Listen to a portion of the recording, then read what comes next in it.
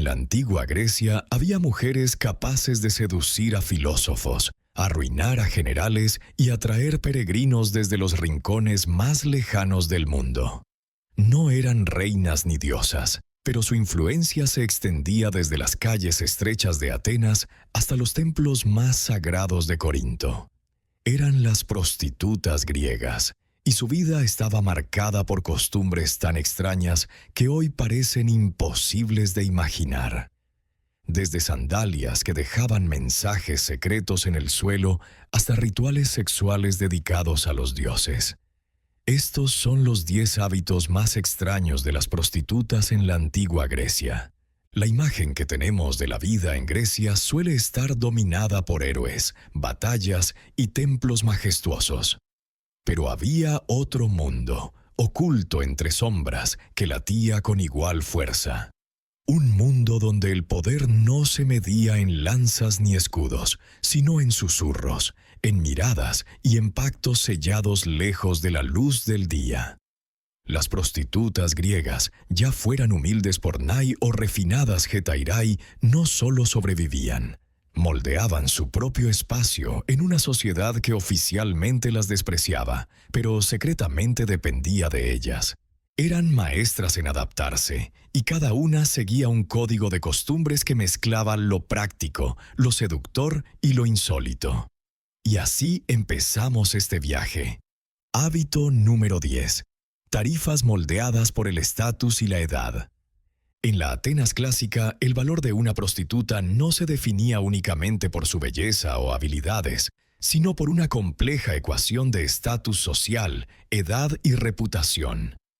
En el extremo más bajo estaban las pornai, mujeres esclavizadas que trabajaban en burdeles controlados por un pornoboscos o proxeneta. Sus tarifas eran mínimas. Un óbolo podía bastar para pagar sus servicios, una cantidad tan pequeña que equivalía a lo que costaba un modesto plato de comida. Pero cuanto más ascendías en esa escala invisible, más cambiaban las reglas. Las hetairai, cortesanas de élite, no eran simples acompañantes. Eran anfitrionas de banquetes, conversadoras brillantes y confidentes de hombres poderosos. Podían cobrar sumas astronómicas. Se habla de noches que costaban hasta 10.000 dracmas, una fortuna que solo unos pocos podían permitirse. La edad también influía. Las más jóvenes y hermosas se cotizaban alto, mientras que las mayores compensaban con experiencia, ingenio y contactos influyentes. La tarifa no era solo el precio de un encuentro, sino el acceso a un círculo exclusivo. En muchos casos, pagar por una hetaira era tanto un acto de placer como una declaración de estatus. Hábito número 9. Prostitución sagrada. El placer como ofrenda. Si viajabas a Corinto, el concepto de prostitución adquiría un matiz muy distinto. Allí, en lo alto de la Acrópolis, se erguía el templo de Afrodita, diosa del amor y la fertilidad. La leyenda decía que hasta 1.000 mujeres servían en él, ofreciendo su cuerpo como parte de un ritual sagrado. Para los peregrinos, estar con una de estas sacerdotisas no era un pecado, sino una bendición. Un acto de devoción que acercaba al creyente a la diosa. El dinero recibido se destinaba al mantenimiento del templo, haciendo que el deseo humano se transformara en un motor económico y religioso. Pero la espiritualidad no estaba libre de matices terrenales. La fama de estas mujeres como las más bellas y refinadas de Grecia atraía tanto a los devotos como a los curiosos. Entre rezos y ofrendas, el templo se convertía en un lugar donde lo sagrado y lo sensual se entrelazaban hasta confundirse. Así, mientras en Atenas el valor de una mujer podía medirse en óbolos o dracmas, en Corinto se tasaba en ofrendas y favores divinos. Dos realidades distintas, unidas por la misma figura. La mujer que, en un mundo hecho para negarle poder, encontraba en el deseo y la tradición su propia forma de dominio. Hábito número 8. La postura de perro y otras posiciones en el arte erótico. Entras en una pequeña tienda de cerámica en el Ágora de Atenas. Entre ánforas para vino y cuencos decorados con escenas de banquetes, tus ojos se detienen en algo distinto. Una copa de cerámica negra, adornada con figuras rojas que representan cuerpos entrelazados. No son héroes ni dioses. Son hombres y mujeres en posiciones que, incluso hoy, podrían sonrojar. En la iconografía erótica griega, las prostitutas eran representadas con frecuencia en la llamada postura de perro, inclinadas hacia adelante mientras el cliente las tomaba por detrás.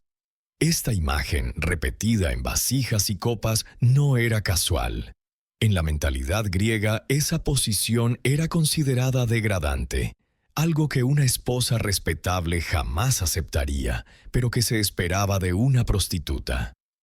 La cerámica erótica también mostraba otras prácticas consideradas tabú para las mujeres libres, como el sexo anal o felaciones, y estos detalles cumplían una función: marcar de forma visual y contundente la diferencia entre el mundo doméstico y el de la prostitución. Los clientes podían así experimentar lo que la moral pública les prohibía en casa. Esa iconografía no solo era un reflejo de la realidad, sino una herramienta de marketing. Un recordatorio visual de que las pornai y hetairai podían ofrecer lo prohibido, lo transgresor, lo que no se encontraba en el lecho conyugal. Hábito número 7. Anticoncepción y abortos rudimentarios. La vida de una prostituta griega estaba marcada por la necesidad de controlar algo que podía arruinar su sustento: un embarazo no deseado. La anticoncepción era rudimentaria, pero no inexistente.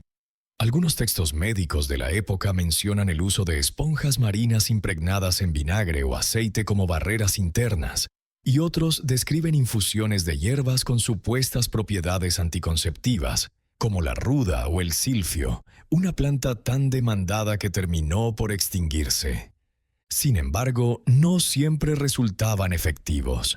En esos casos, las pornai, sobre todo las esclavas, recurrían a métodos caseros y arriesgados para evitar continuar con el embarazo. Y cuando el aborto no era posible, la opción más cruel y extrema era la exposición: abandonar al recién nacido en un lugar apartado para que muriera o fuera recogido como esclavo. No era algo exclusivo del mundo de la prostitución, pero entre ellas la presión por mantener la capacidad de trabajo lo convertía en una realidad más frecuente. En este aspecto, la vida de estas mujeres estaba atravesada por una constante negociación entre placer y riesgo, entre el deseo que vendían y las consecuencias que podían poner fin a su oficio. Hábito número 6. Servicios culturales, no solo sexuales. Cierras los ojos e imaginas un simposio en una casa ateniense. Lámparas de aceite iluminan tenuemente el salón. El aroma del vino especiado se mezcla con el incienso, y las voces de hombres poderosos resuenan mientras discuten sobre política, filosofía o arte. En un rincón, la música de una lira acompaña la escena. Y allí, entre ellos, están las hetairai. A diferencia de las pornai, cuyo trabajo se limitaba a encuentros físicos, las hetairai eran mujeres cultivadas. Sabían leer, recitar poesía, debatir sobre mitología e incluso improvisar versos.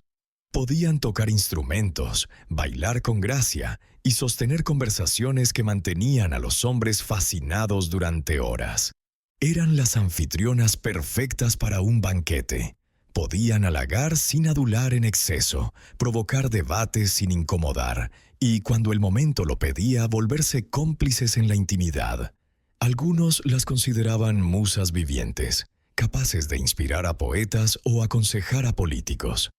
Lo curioso es que este papel reservado a las hetairai les daba acceso a un mundo del que las mujeres libres estaban excluidas. Mientras las esposas legítimas permanecían recluidas en el gineceo, las hetairai podían codearse con la élite, viajar y gestionar sus propias finanzas. Era un privilegio ganado no por nacimiento, sino por encanto, inteligencia y estrategia. Hábito número 5. Maquillaje como herramienta de seducción y marca personal. En una época sin redes sociales ni retratos fotográficos, la primera impresión lo era todo. Y las prostitutas griegas sabían cómo convertir su apariencia en un anuncio viviente. El maquillaje no era un lujo, sino un arma. Muchas se blanqueaban la piel con polvo de albayalde, buscando un tono pálido que simbolizaba estatus y distinción, en contraste con el bronceado de quienes trabajaban al sol. Para dar color a sus mejillas y labios, usaban zumo de mora o mezclas de pigmentos naturales que aportaban un rojo intenso. Los ojos se delineaban con hollín o polvo de antimonio, creando miradas profundas que resaltaban incluso en la penumbra de un burdel o un banquete. Algunas también perfumaban su cabello con aceites aromáticos, dejando tras de sí un rastro inconfundible. Pero no todo era estética. Ese maquillaje también funcionaba como un código. Ciertos estilos de peinado, la intensidad del color en los labios o la elección del perfume podían indicar el rango o la especialidad de cada mujer, diferenciando a una hetaira de una porne común. Era un lenguaje visual que los clientes aprendían a leer y que ellas utilizaban para posicionarse mejor en el mercado del deseo. Hábito número 4. Sandalias con mensajes secretos. Imagínate caminando por una calle polvorienta de Atenas. El bullicio del mercado se mezcla con el canto de un vendedor ambulante y el sonido de los pasos sobre el suelo. De repente, notas unas huellas marcadas en la tierra. No son simples pisadas, sino letras perfectamente formadas. Si las sigues, forman una palabra en griego, akolusi. Sígueme. Era uno de los trucos más ingeniosos del marketing callejero de la antigua Grecia. Algunas prostitutas, sobre todo las que trabajaban de manera independiente, mandaban grabar en la suela de sus sandalias frases que se imprimían en el suelo con cada paso. Al caminar por zonas concurridas, esas huellas funcionaban como anuncios ambulantes, guiando literalmente a los clientes hasta su ubicación. Este método tenía una doble ventaja. Era una forma discreta de atraer a clientes sin llamar la atención de las autoridades y, al mismo tiempo, creaba una experiencia casi de juego para el curioso que decidiera seguir el rastro. Era publicidad directa. 2500 años antes de que inventáramos los carteles luminosos. Hábito número 3. Proxenetas como pastores humanos. No todas las prostitutas griegas podían decidir dónde trabajar o a quién atender.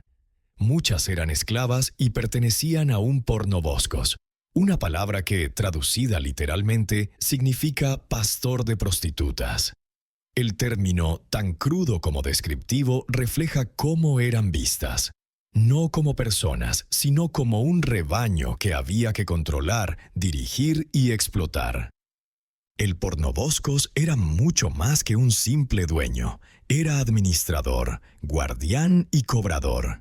Se encargaba de negociar tarifas, asignar clientes y vigilar que ninguna de sus propiedades escapara o trabajara por su cuenta. En algunos casos también proveía la vivienda, generalmente una habitación en el burdel, la comida y la ropa, todo descontado del pago que la mujer recibía, lo que la mantenía endeudada de por vida. Algunos proxenetas llegaban a especializarse en ciertos perfiles: jóvenes, extranjeras, bailarinas o mujeres entrenadas para simposios. Otros se centraban en el volumen, explotando a decenas de mujeres en burdeles estatales o privados. El control era tan estricto que escapar de ese sistema era casi imposible, salvo que un cliente adinerado decidiera comprar su libertad. Algo que, aunque a veces ocurría, era poco frecuente. En este ambiente, la figura del pornoboscos simbolizaba la cara más dura del oficio. La falta total de autonomía para las mujeres que estaban en la base de la jerarquía, y la certeza de que, en muchos casos, su cuerpo no les pertenecía, ni siquiera para decidir con quién compartirlo. Hábito número 2. Sexo como arma de espionaje y manipulación política. En un mundo donde las paredes escuchaban y los enemigos podían ocultarse bajo la apariencia de aliados, el lecho se convirtió en un campo de batalla silencioso. Algunas Etairai cultivaron un talento que iba mucho más allá de la seducción, la capacidad de obtener información. Su posición privilegiada, acompañando a generales, comerciantes ricos o políticos influyentes, les permitía escuchar confesiones entre copas de vino o susurros en la intimidad. Y no siempre guardaban silencio. Algunas trabajaban de forma encubierta para facciones políticas rivales, transmitiendo datos sobre alianzas, movimientos militares o negociaciones secretas. A menudo estas mujeres no necesitaban forzar nada. La vanidad masculina hacía el trabajo por ellas. Bastaba con escuchar, asentir y sonreír en el momento justo para que un hombre revelara más de lo que debería. En una sociedad donde la información podía decidir el rumbo de una guerra, este espionaje de alcoba era tan peligroso como cualquier traición en el ágora. Hábito número 1. Control social a través de banquetes y alianzas. Las Etairai más influyentes entendieron que su verdadero poder no estaba solo en lo que ocurría en la intimidad, sino en la capacidad de reunir y conectar a personas clave. Organizaban banquetes donde mezclaban a clientes habituales con invitados cuidadosamente seleccionados. Un político en ascenso, un poeta célebre, un mercader extranjero. En esos encuentros, regados con vino y música, se cerraban acuerdos comerciales, se sellaban alianzas políticas y se tejían intrigas que luego resonarían en las calles y en los templos. La hetaira era a la vez anfitriona, mediadora y catalizadora de decisiones. Para muchos hombres, ser invitado a uno de estos banquetes era más que un honor. Era un paso hacia círculos de poder que de otro modo estarían cerrados. Y al mismo tiempo, la mujer que lo organizaba aseguraba su propia relevancia, convirtiéndose en una figura imprescindible para mantener un delicado equilibrio entre placer y política. Donde se decidía el destino de ciudades, las prostitutas griegas vivían en un constante juego de poder. Algunas fueron esclavas sin voz ni voto, otras cortesanas refinadas que influyeron en la historia de su tiempo. Todas, sin excepción, sobrevivieron, adaptándose a un entorno que las deseaba y las despreciaba al mismo tiempo. En sus costumbres, extrañas, ingeniosas o crueles, encontramos el reflejo de una sociedad contradictoria, la que celebraba el placer en público, pero lo regulaba en privado, la que confinaba a las mujeres libres en el hogar mientras daba a las prostitutas la llave de salones donde se decidía el rumbo de la polis. Tal vez por eso, siglos después, su historia sigue fascinándonos. Porque más allá de la seducción, estas mujeres dominaron algo que en cualquier época vale más que el oro: el arte de convertir su condición en una forma de poder. Y ahora que conoces estos 10 hábitos, dime, ¿cuál te ha sorprendido más? Déjamelo en los comentarios y cuéntame desde dónde me estás viendo y a qué hora. Y si quieres seguir explorando los secretos más ocultos y fascinantes de la historia, suscríbete y activa la campanita. Aún hay muchas historias que esperan ser contadas.